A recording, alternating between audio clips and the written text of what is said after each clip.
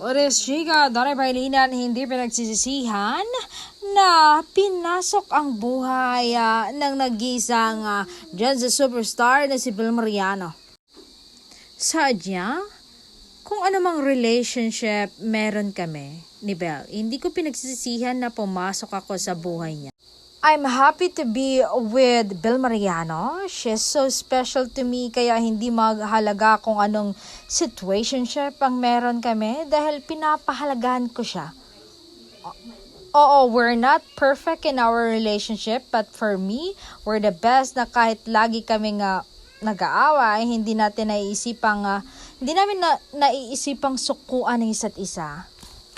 Dahil kami mismo ang nakakaintindi kung ano yung mali namin. Sometimes I feel bad na baka sa una lang siya, kaya pinapatunayan ko ang aking sarili na I love her from the rest of my life at ikaw at siya yung nagpapatunay na kamahal-mahal ako. Kaya minamahal ko siya tulad ng pagmamahal ko sa pamilyang bumuo sa akin.